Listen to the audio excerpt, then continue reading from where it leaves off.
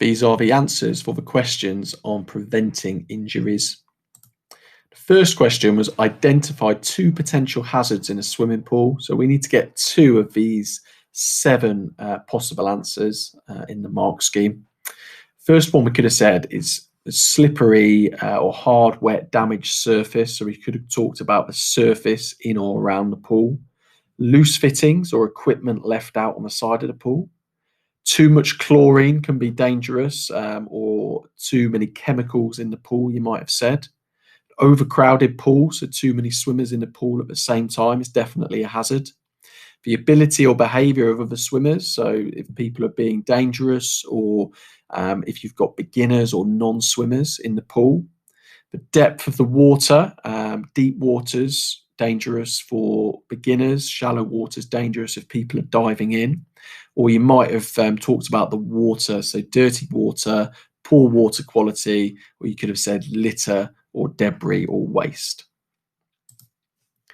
Give a practical example of how an appropriate level of competition can prevent injury to a performer in sport or physical activity. So it's 1 mark, and you need to basically give a category here and then relate it to an example. So we could have said age, gender, weight, ranking, grading, skill, or ability level. And then we obviously need to describe how this can prevent injury to a performer in sport or physical activity.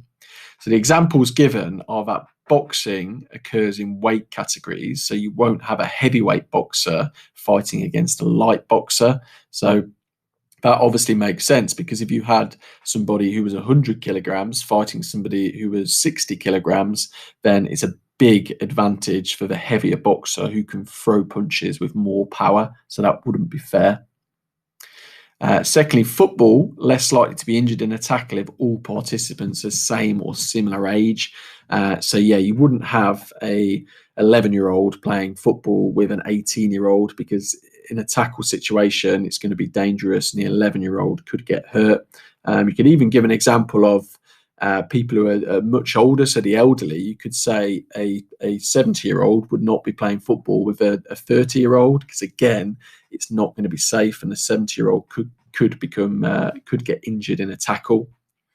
You could have given other examples. We could have said for gender, for example, you often in contact sports wouldn't have men and women playing together. So in rugby, for example, that doesn't happen because an injury could occur.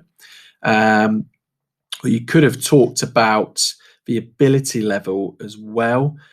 So again, if we stick with a sport such as rugby, a contact sport, you have different ability levels. You're not going to have a one-off game where a Premiership team is playing against a team which is a lot lower down the leagues. So in the, say, 8th division of rugby within the UK, you're not going to do that, because it wouldn't be a fair matchup, and you could definitely get injuries within a contact sport if that was to happen.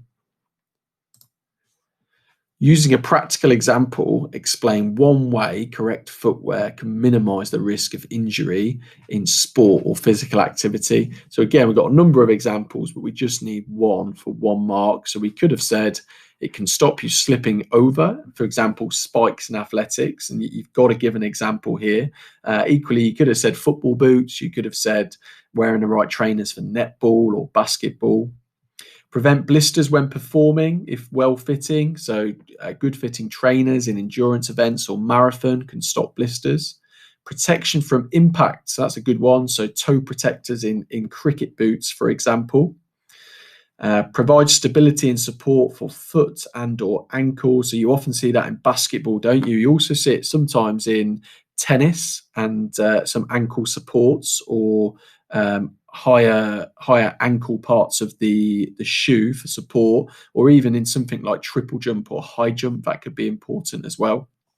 And absorbs the impact. So for example, cushion soles for road running are going to absorb the impact so that you're less likely to become injured.